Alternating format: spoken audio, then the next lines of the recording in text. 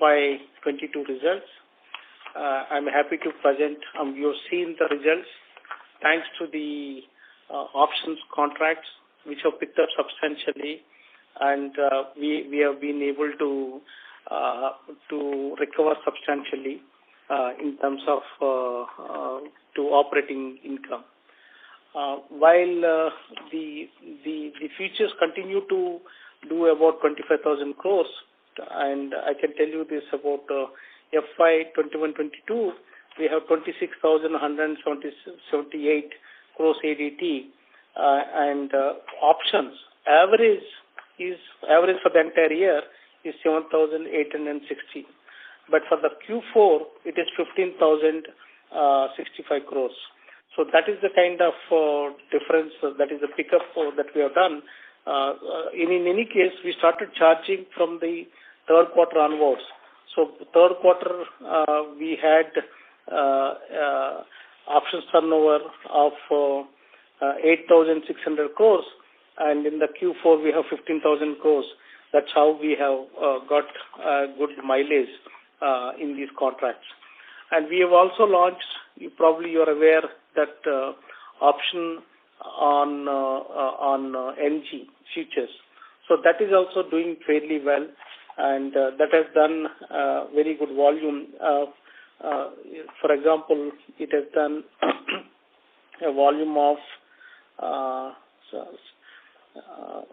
6,616 crores a day. No, I'm sorry. 1,168 crores. 1,168 crores. So it's still doing well, and as we are speaking, in fact, in the month of April, it has done an average daily turnover on options, notional turnover of 3,445 crores.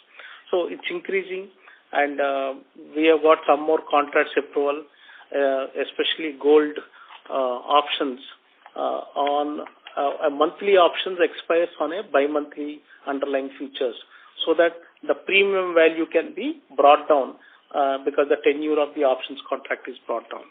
So we will be introducing such contracts also.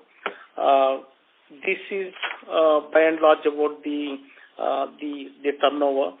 When it comes to the total clients, we have marginally improved. Last year we had 4,66,577 UCCs. This year we had 4,71,000 UCCs. That is the kind of a marginal improvement. I'm not saying it's a major improvement.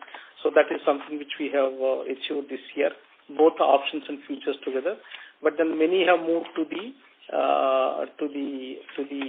options contract. There is a huge jump in the sense earlier it was 42,500 in options UCCs last year, and the year 21-22 we had 1,72,924 UCCs that have done. That is a very good very good traction that we have seen. Consequently, even the volumes also have improved. Another important thing is that we used to tell that the option revenue potential is equivalent to one-third of the options value. One-third of the options notional value is equivalent to the futures contract, futures volume. So in fact, it is now, in terms of, based on the past data, whatever revenues we have gone, it's about 40%, not 33%. So that is another, it has improved also our revenues to that extent far better than what we anticipated. In terms of concentration of members, I think it remained by and large the same. Top 10 accounts for about 62.65, and in terms of algo, we have about 48% algo. Of course, last year it was 41%. Now it is 48%. Some international play, two members have joined, but one has been very active last year. Somewhere in the middle of last year they joined. That is one good development. These are the trends and in our business. And when mobile trading, of course, it got reduced because the COVID is subsided. And as I said, last year, 2021, it was 27% mobile trading, and whereas in 21-22 it is 21%. So that is the development. So with these numbers, I think I will ask. I will leave the floor open for question answers. Thank you very much. We will now begin the question and answer session. Anyone who wishes to ask a question may press star and 1 on their touchtone telephone. If you wish to remove yourself from the question queue, you may press star and 2. Participants are requested to use handsets while asking a question. Ladies and gentlemen, we will wait for a moment while the question queue assembles. A reminder to the participants, anyone who wishes to ask a question may press star and 1 at this time.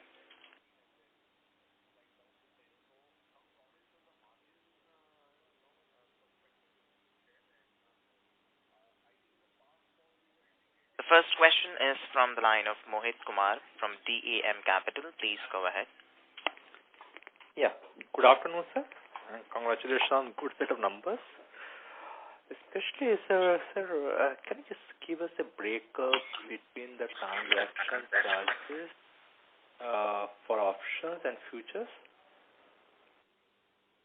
and also the annual subscription fees for the quarter and for the year? Yeah, Ms. Bolar. Yeah. Just take it. See, for the annual, we are going around 32 crores as transaction charges from options, right? And around 3 crores as membership fees on an annual basis. The rest is future transaction charges on futures. So the main income that we have. Am I audible, please? Yes. Yeah. So our operational income consists of mainly transaction charges, which I said 32 crores was from options. Around 3 crores has come from membership fees. Also, we have data fees. This year we have earned around 5 crores on data fees. Yeah. The balance is mainly for the whole year. Is it possible to give the breakup for the quarter, sir? Yeah, I'll give it.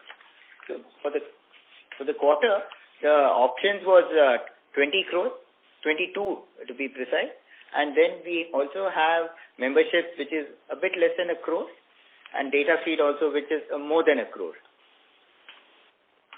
Understood, sir.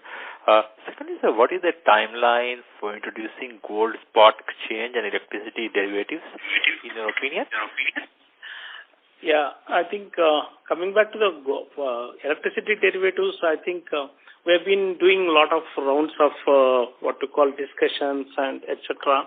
Now that there's a cap imposed on the spot market on the electricity prices, 12 rupees has been imposed on for every kilowatt hour, and that is a big challenge at this point in time. But nonetheless, we are seeking the government, especially the regulators, both the regulators, CERC and SEBI, to approve at the earliest. So they have to approve the contract, then only we can launch it. But as I said, we have submitted more than a year ago our contract specifications for approval. This is one part of it. On the gold spot exchange, probably the GST issues have to be resolved. So that's why even other exchanges have not moved forward.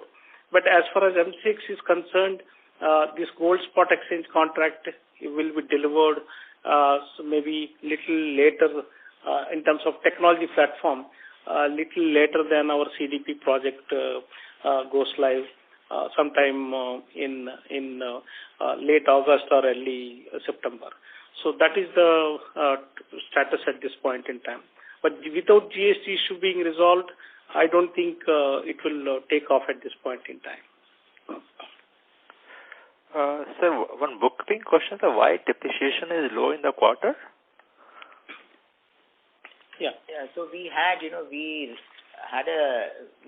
we, as I mentioned earlier, that, there are certain assets that we, when we started the year, we thought that we would not be able to use it post September 22. So we had a relook at this, because there are a lot of high-end servers that we had procured over a period of time, which still have a useful life. So we we re-examined this, and, we realized that usage we could still use it post September 22. For other purposes, for other activities. Therefore, we, rework the useful life, and accordingly, the depreciation for the quarter has been, has reduced marginally. Understood, sir. Thank you, and best of luck, sir. Thank you. Thank you. Thank you. The next question is from the line of Devansh Negotia from SIMPL. Please go ahead. Yeah, my question has been answered. Thank you. Thank you. The next question is from the line of Saket Kapoor from Kapoor and Company. Please go ahead. Yeah. Namaskar, sir, and thank you for this opportunity. Sir, if you could throw some more color on this software support charges and the product license fees. What is the fixed part and how much is the variable part in this, sir? Which one you're talking about? Line item 4B, software support charges and product license fees of 18 crore. We have seen an incremental 3 crore rupees increase quarter on quarter and also year on year. So if you could explain the breakup of the same and what is the fixed part on a quarterly basis and how much is variable? Yeah. See, there are two components to this. One is what we pay to 63 Moon. Right, so there's a fixed component as well as a variable component, right? So the fixed component is 1.2 crores, right, and the variable is 1.2 crores per month. Per month. Okay, and the variable is based on our turnover. So during the quarter, which includes transaction charges on futures and options, right? So obviously, since we had good volumes in options, we had to, as per the agreement, we shared a part of it with 63 Moon. Also, we have in the product license, we have an agreement with CME, which is a calendar year agreement. So and for the quarter ended March, we had good volumes in energy products. So we had to make a provision of around 90 lakhs for the quarter, which would be payable. This is only a provision. So as we go along for the entire calendar year, we will get an idea in December whether there's anything that we have to pay in addition to the minimum commitment charges to CME. So 1.25 is the monthly figure for which is to be paid, and 15 crore annually is the fixed part, and others are variable. No. 15 crores may be for the 63 Moon software. 63 Moon software, yes. Yeah, and there is another with the CME. Okay, that is also up to certain amount it is a fixed, and beyond that, based on the revenue we earn on these contracts, you have to pay. Now the third component is the variable pay to 63 Moons. So because the last quarter was good, so we had to pay extra. That's what it is. Okay, sir. And sir, if you look at the other expense items, sir, what constitute this 11.5 crore? What are the key components to it? Yeah. See, one is, just hold on, I'll tell you. See, one is we have our administrative expenses, right? We also have traveling, advertisement, all the professional fees, all that. Right. Right. Sir, now coming to this income part of the statement, sir. Sir, currently, sir, what are the current growth triggers for our line of business that we are pursuing and that may fructify going forward?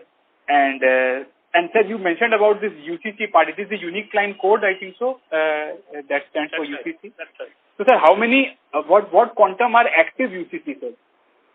If you could give some more. What I said is active only. Who have traded in this year. Okay, sir. And about the growth trigger part, sir, what are the steps the organization is taking to to improve the business volume and therefore the profitability? And I have two more questions, and then I'll join the queue. Okay. One is that the option contracts, we are aggressively pursuing it, and that is one thing we would like the market to support us, which they have been doing it. Especially the margins are reduced in the case of options. It impacts less as against the futures contract where there is a peak margin, etc. there. And when it comes to this is one. The new products that we propose to introduce is another growth driver that we are looking at it. As I said, we have received approval for gold options on a 1 kilo bar, where the underlying features is a bi-monthly contract. In fact, as I am speaking today, our gold, on 100 grams. In fact, it has options has hit the highest ever turnover, which was launched recently, not long ago. So the contracts are doing well, and we hope we will be able to get good traction on the new contracts as well as we go forward and launch. Right. So just for an understanding, coking coal prices have been haywire for the last couple of quarters.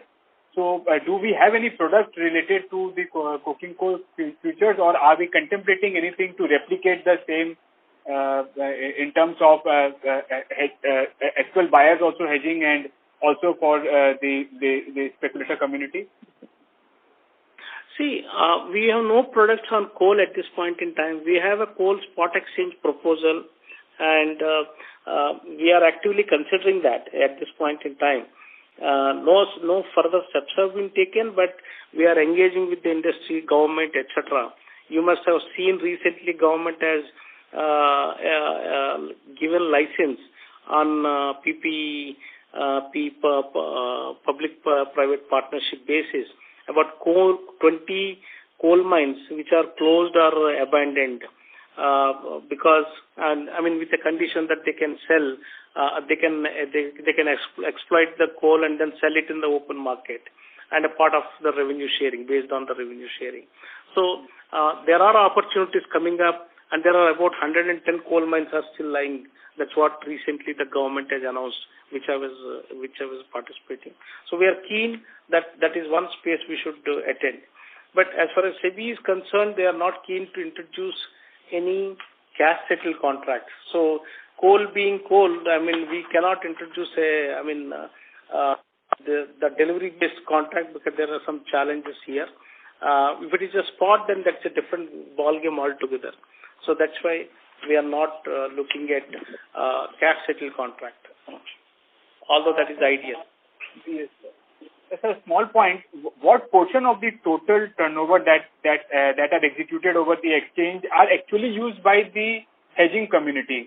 Do we have any breakup of what portion of the entire delivery settled is done for the hedging mechanism by the producers? See, it is. In fact, we display on the website for different products, different percentages are there, kind of thing. Okay, so you will have for example, base metals, cotton, and menthol oil, and gold. These are the products where maximum participation is there.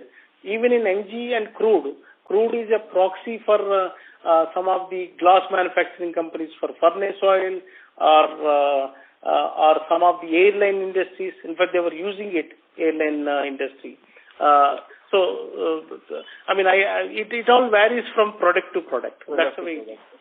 Right. A small one more point, sir. Currently, sir, the offset of income and losses from commodity trading, I think that the offset is not allowed for other investments, and so do we have any presentation to the department, the income tax, to get this anomaly also improved, so that uniform participation can happen, because people having income from the commodity, I think so, are not to be set off against the the business losses or vice versa. Has this anomaly still prevailing, or have this been corrected? See, CPA, that is Commodity Participants Association of India, has been taking up this issue with the government. Under the different sections, they wanted the benefit to be given, and I'm not too sure exactly. I will not be able to comment on that part of it. Okay, so there's, as such, status quo only. There is no update on this. That's right. That's right.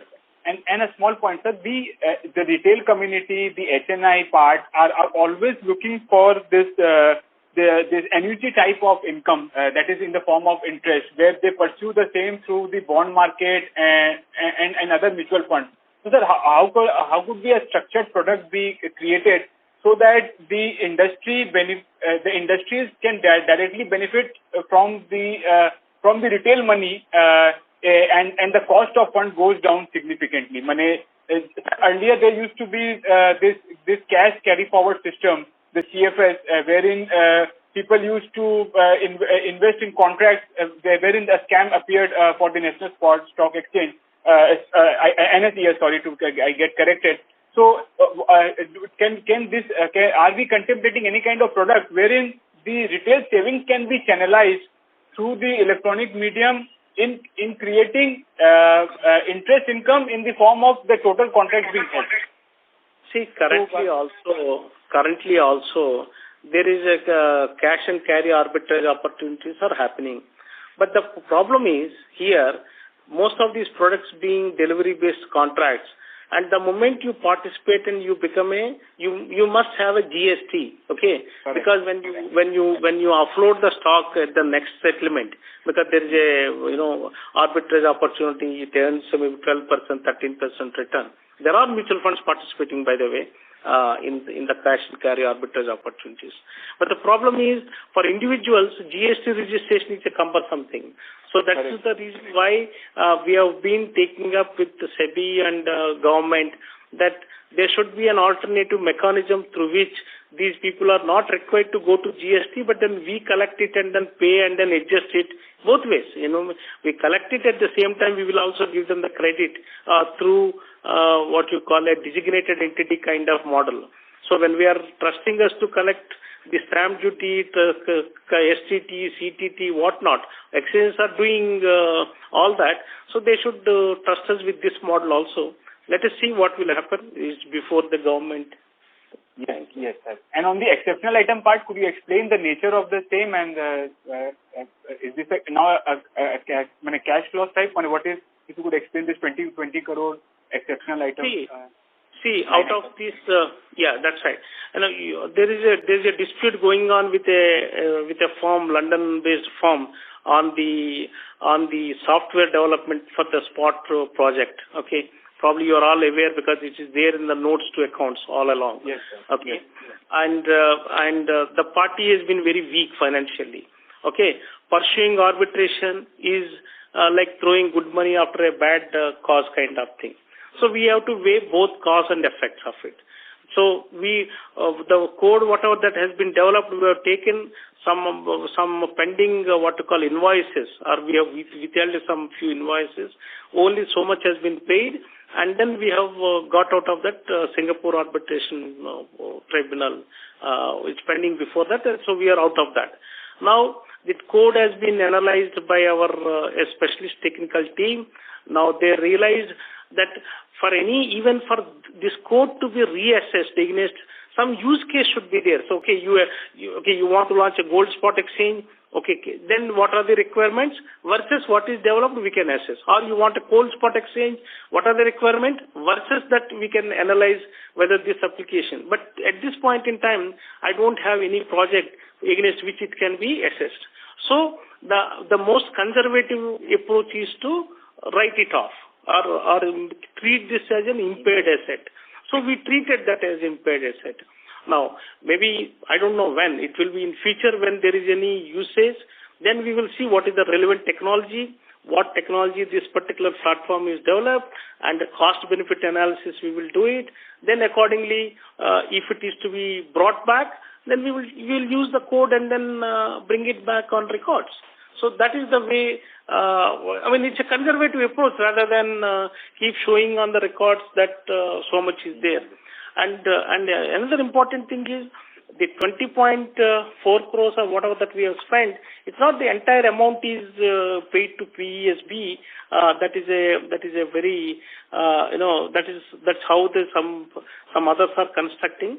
Actually, all put together is about 17.25, and the rest of the is the expenses incurred on the project by MCX itself by hiring in testers and at the time of project implementation. So that's the way it is. Is that clear? So this was all clubbed under the property, plant and equipment, and it has been reduced from the line item. It was capital work under progress. Under intangible, under development, so it has moved from there. Yeah. Thank you, Mr. Kapoor. May we request that you return to the question queue for follow-up questions. The next question is from the line of Sanket Goda from Spark Capital Advisors. Please go ahead. Thank you for the opportunity. Sir, nickel as a contract has seen a significant fall in the current year. It's almost like a 100% fall, and it contributed almost 6 to 7% of the total ADTO, futures ADTO. So just wondering, any specific reason why nickel's futures contracts have seen a significant fall? That's the first question I have. Yeah. See, you are aware on March 7th and 8th, there is a turmoil in the nickel market, and the London Metal Exchange had to reverse some trades, etc., etc. You are aware of it. So that had impacted many member brokers on our exchange also. Not that they have a position there, but the price hit, and then it went up maybe 1 lakh plus, and then it came down subsequently. So there is a lot of M2M has been collected. Some clients have paid and not paid. But as far as MCX is concerned, these are delivery-based contracts. We have we are not settling our contracts on the LME prices, since 2019. So we have not, attempted any such kind of arbitrary action, taken any arbitrary action. So again, we are recouping the member brokers again, trying to bring them back to the counter. So it will take some time. These are all financial matters in that sense, and I think we need some more time to bring back the participants to the counter. Okay, sir. So it will take at least a couple of quarters for some revival in this particular product, sir? I think that's the way I look at it, unless some other miracle happens to come back to this counter. Got it, sir. So the second question was, when I look at the options volumes, though they have picked up sharply and also contributed to the top line, we see that large part of the traction has been only in energy contracts. Almost closer to 90% of the total ADTO is coming from energy and especially from crude. So just wondering if volatility in the crude subsides, hypothetically, you see the options volumes to struggle, or you think you have counterbalancing effects, maybe gold or something can pick up and therefore options sustainability will be there? Well, I have not seen the counterbalancing effect even when the futures were active in crude oil. Okay. And the reason being, and we didn't find so much of correlation. Okay, it's come down gradually. It's not that as strong as it used to be maybe once upon a time. That's the way I look at it. But why the people have moved to the crude oil? There is a natural interest in that product, crude oil. Even earlier also we had in the futures, we had a great interest. Thanks to the negative pricing and the increase in margins in the futures contract, the people have moved away from the counter. Now, having introduced options where you pay one-time premium and then, keep playing that. So that's the way it is. So that's why they did not, the traction is seen.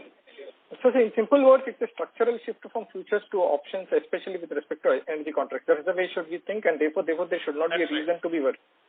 That's right. Of course, it always contributes, no doubt about it. But it's not that the moment volatility disappears, the contract will come to a naught. My answer is no. Got it, sir. Got it. And second, sir, you said the bi-monthly expiries will be introduced. It could improve the ADTOs in the options market. But honestly, sir, that means given the time period will be reduced, so the premium amount what you will collect will also come off, and therefore the option turnover might not increase even if the notional turnovers doubles because premium will half almost closer to get halved because of that figure.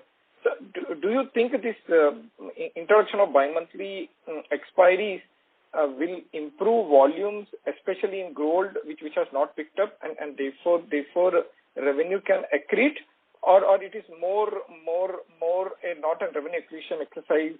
Means we just wanted to understand your. Understand. In fact, the more the number of expiries in options, the more the liquidity gets created. That's why weekly options are better than monthly options. Monthly options are better than bi-monthly options. At this point in time, you have bi-monthly options. Okay? Right. And so we are moving over to monthly options so that the volumes will increase. Although option premium will come down, but the volume will see a big rise. That's the way it is. And we are not discontinuing bi-monthly options anyway. That will continue parallelly. But we are introducing this new product. And since the premium is relatively less and people will not be able to take a view of bi-monthly, probably they prefer this monthly. Thank you. Mr. Godha, may we request that you return to the question queue for follow-up questions. Ladies and gentlemen, in order to ensure that the management is able to address questions from all participants in the conference, please limit your questions to one per participant. Should you have a follow-up question, we would request you to rejoin the question queue. The next question is from the line of Ravin Kurwa from ICICI Securities. Please go ahead. Hi, sir. Congratulations on a very good set of numbers. Sir, I had a question related to employee cost. Why did quarter and quarter and an increase in the capital work in progress? And apart from that, if you can just guide us for the tax rate which will be applicable for FY23 and 24 and the timeline on TCS. I mean, on the employee cost, if you see the financials, what exactly do you... There's an increase. Yeah, there's a slight increase because one is, we have had senior level recruitments in the past from November onwards, so they've come in. Also, there's so that, and if you recollect in April when you compare it with last financial year, we had given an increase in 2021. We did not give increments to senior of employees, while we did give increments to senior employees in 21-22. So that is the impact. One is the increment as well as the senior recruits in 21-22. And and the second one was on the tax, is it? Or the tax. Yeah. Capital work in progress. Capital work in progress. As you are aware, they have we have started the CDP project, so we have invested substantially in. It would be both intangibles and tangibles. So that's why there's been an increase in capital work in progress. So as we keep spending it on the project and keep releasing it, it goes under the capital work in progress. So we will capitalize it once it goes live in October. The third thing is on the tax rate. I'm glad to tell you that, we have fully utilized our MAT credits. We have also fully utilized all the long-term brought forward losses that we had, which we have adjusted under our long-term capital gains. So the balance the gains that we had after utilizing the total capital losses, so we had to pay at the nominal rate. And going forward, we'll be able to use the earlier rate, the lower rate of 22%. Yeah. So going forward, I think we'll be able to use 22% corporate rate.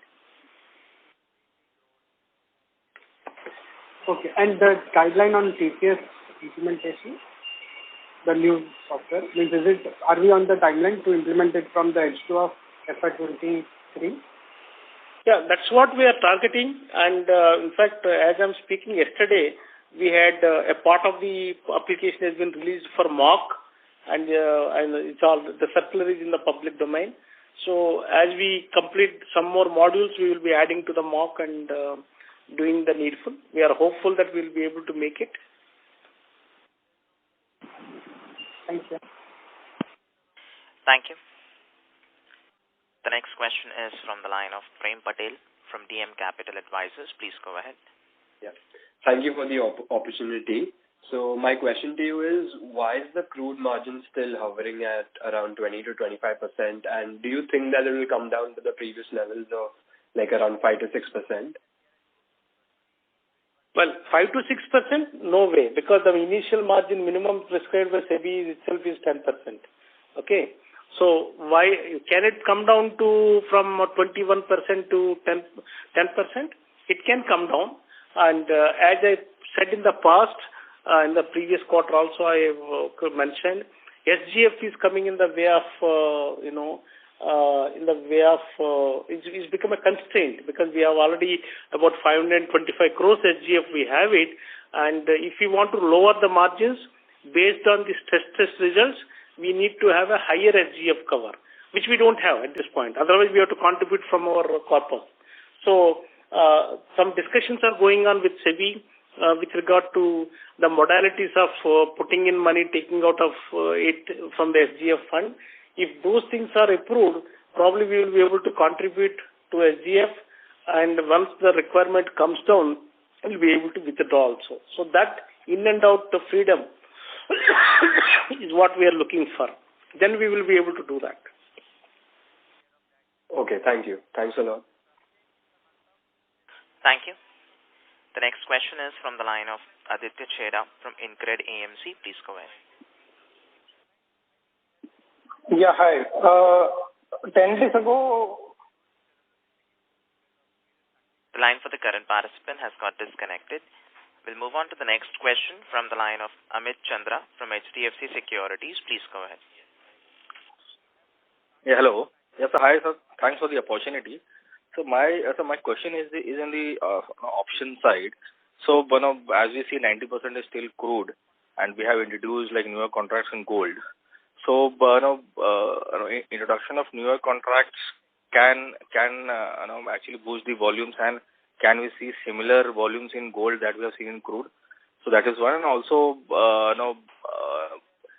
what is the timeline for the introduction of the index option contract? Because index has been a big hurdle in terms of in terms of approval from the SEBI that we have got. So what is the timeline for the index options launch? And in terms of contract specification, as it will be like gas settled, can we see higher volumes in the index option contract? What's your view on that? Sure. In fact, we have introduced the NG options sometime in the middle of January. Okay. Now, with NG options we introduced just this year, this calendar year, January. And now, as I'm speaking in the month of April, it clocked a options turnover of 3,400 crores. And crude oil, 12,686 crores in the month of April. So, which is almost on 17-18%. So, and once we introduce the other option contracts also, gradually it will reduce the what we call the preponderance of crude oil contract, options in this. So we expect this to grow only, and we have no problem on that. And let us see how the other contracts will do when we introduce it. Coming back to the hello? Index options timeline. Index options, that's what. Index options. With the introduction of, with the debacle in the nickel contract, our metal index is not doing at all well, because it carries almost 26% weightage. So it is disrupted that, that contract. Of course, now Buildex is only doing well. And in the case of Energy Dex, obviously the margins and other issues are affecting it. But once we revive it, we will be looking at it. Because first you need a strong underlying contract. If underlying contract is good, then the rest will fly. So we are not going to launch in a hurry the options on index futures. Okay. And sir, on the shift of technology that we're planning by September, so now what kind of risks that you're seeing, because still we are very close to the timeline now. So if the transfer doesn't happen, or if some more time is required, so is the existing vendor ready to extend, say, for 3 months, 6 months, or it's a hard stop in September and we have to shift to TCS? So how it is structured? No, as I said just yesterday, we have issued a circular, and then people are started testing mock, okay, including your company, and I think we should be able to do well. And if we will take a view what to do, maybe sometime maybe in the month of June or something like that. But I immediately I'm not going to guess or hazard a guess in this case. That's the way it is. And we are moving towards making it live. That's the way our all energies are focused on. Thank you. Mr. Chandra, may we request that you return to the question queue for follow-up questions. Thank you. The next question is from the line of Prayesh Jain from Motilal Oswal Financial Services. Please go ahead. Yeah, good evening, sir. Congratulations on a great set of numbers. Firstly, on the balance sheet side, if I look at other current financial liabilities, they've gone up 50%. What would be the reason for that? Yeah. See, if you recollect that we have, we have parked all our funds. There are two reasons for this. One is, with the Schedule 3 coming in, so we had, accordingly, the aging has moved. Also, we had last year around 250 crores of our funds in tax-free bonds, which we have liquidated, and we have put it in ultra short-term as well as arbitrage funds, which are in the classification. So that's why there's some movement in the classification. The ratio has gone up. Yeah, that's why the ratio has gone up. Okay. I'll take that offline. But the second question would be on the futures or options which the oil companies are trading today with you guys. Are they what extent are they hedging their requirement? The question is more whether there is a scope to improve, or is there any regulation that is restricting them to increase their hedging mechanism? Is there any scope to improve that? And extending that point, is there any plans to launch futures or products on product spreads on gasoline or diesel crack spreads? See, at this point in time, the oil marketing companies don't participate, but most of on the consumer side, they look at this contract. That's the way it is. Okay. Now, when it comes to the spread contracts, at this point in time, we are not looking at it because some of them are not permitted in the SEBI list of permitted contracts. Products. And again, these are all cash settled contracts. As I said, SEBI is not keen, regulatory is not keen to permit cash settled contract. Okay, got that. Thank you so much, sir. Thank you. The next question is from the line of Pritesh Chheda from Lucky Investment Managers. Please go ahead. So I have three questions. One, what is the extent of institutional participation in the total volume? Second, in the cash that we have, cash and investments, X of broker deposits, what's the clear cash balance that we have? And my third question is the tech cost on the replacement of the tech. What will be the P&L impact, and when will it reflect?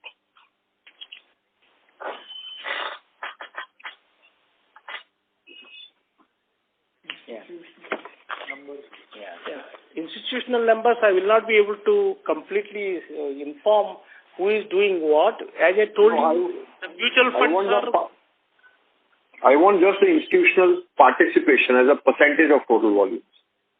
That's what. You see, institutions do not contribute to the daily trading. They will contribute to the open interest. They take a position, maintain it, and then liquidate it later.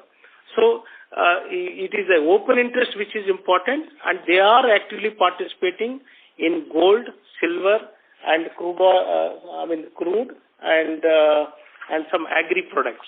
Okay, this is what it is, and this is one part of it. The other one is on. So I'll just mention that the margins that we collect from our members, as on March, we have around 540 crores. Our own funds, our own net worth is in what we have deployed in cash is around 1,040 to be precise.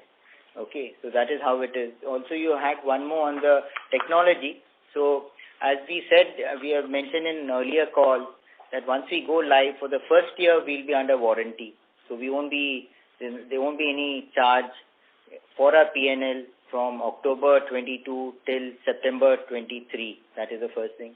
Okay, but we post that we'll be paying AMCs on an annual basis to TCS. There would also be AMCs that we'll be paying on the hardware, which would start kicking in. There may also be some, operating software that we take. In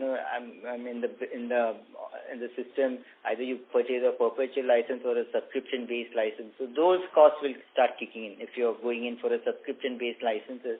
So post go live, those costs will kick in. Thank you.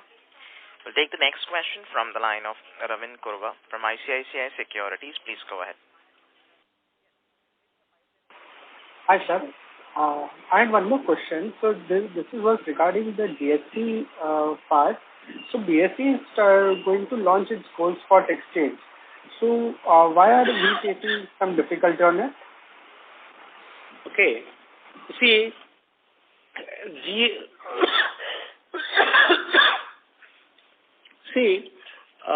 on the spot exchange, the settlements are done using the electronic gold receipts, okay, EGR, and depository receipts essentially, or gold GDR, gold depository receipts.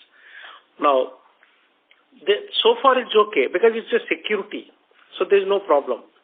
But somebody has to take the gold and then convert into EDR, and then the trading will kick in. But the guy who is the first one who is depositing it, he has to get his credit back. And if gold EDRs are treated as securities and no GST is applicable, when will the first guy get his refund? Maybe when the last guy, when he takes out the gold EDR, converts them into gold and then takes out the metal, at that time he will pay the GST. Till then the first guy cannot wait. Have I made myself clear? Yes, sir. So thank you. Mr. Kurwa, may we request that you return to the question? No, I think, okay. You should continue. Let him... So, sir, even BSEs might see the problem of lower participation in this case? Yes, that's why they have not launched it. They were to launch in maybe last year itself, at the time of Akshaya Tritiya. So one more Akshaya Tritiya has gone. So we will not be able to launch unless that problem continues.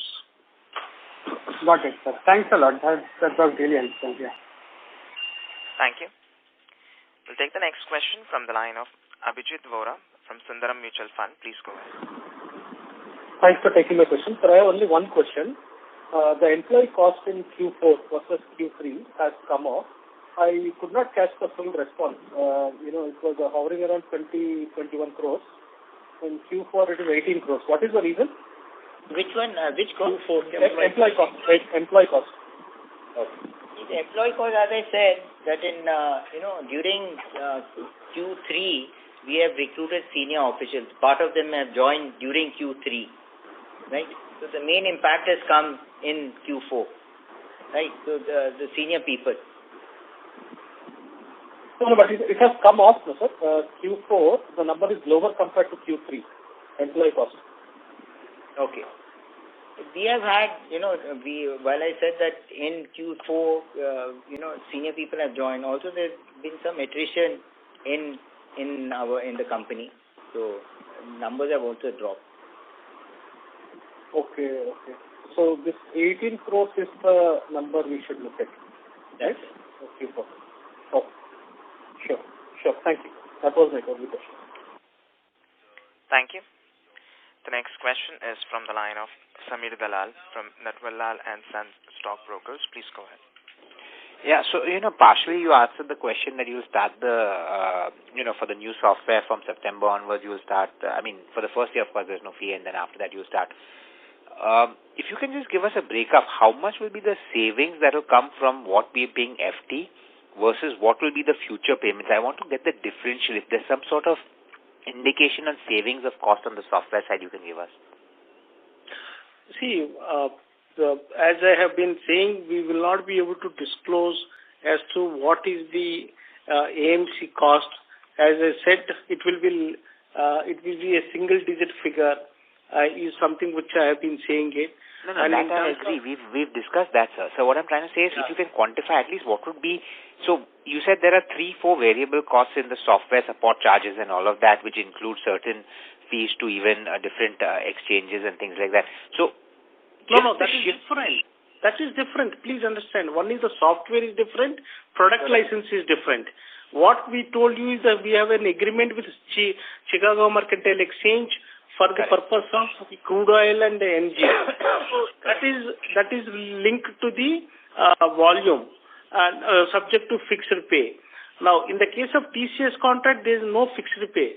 There is no variable component. Correct. So the only fixed component, no variable component. I'll just clarify. From October 23, we pay a fixed AMC to TCS, and that has been fixed. The amount has been frozen for the next 5 years. Right? Correct. So I'm just asking, what will be the differential? What will be the savings to the company? I'm not asking you how much you pay TCS. I'm just trying to. No, I understand. But see, presently we pay, as I said, 1.3 monthly to the present vendor, also a variable. So on an annual basis, we pay around 50 to 55 crores to the present vendor. Okay, around 50 crores. But going forward, while we may not be paying this, we'll be paying after October 23, we'll be paying a single digit to TCS. There may also be other expenses that we'll incur. As I was mentioning, if depreciation would be substantial, because once we start capitalizing it, and if it is around 8 or 10 years, there would be a substantial amount of depreciation. There will also be some subscription costs for operating systems that we'll incur, right? So those will start kicking in. So, again, I'm asking, if there's any way you can quantify if there's any savings at all that is coming from this activity or exercise. There will be some saving, no doubt about it. And you cannot quantify that at this point of time? Yes, that's right. Okay. Maybe once we go live, then probably there will be better visibility. Okay. Now, you said there was a software development cost upfront fee that you all had paid TCS. Has that full amount been paid to TCS yet? No, it's still going on. There are some milestones, and accordingly we will pay. Sure. And this will be amortized over a period of time, or this will be run through the P&L once the development is done? This is going to be part of the intangible software, the platform that is being developed. So it will be amortized over a period of time.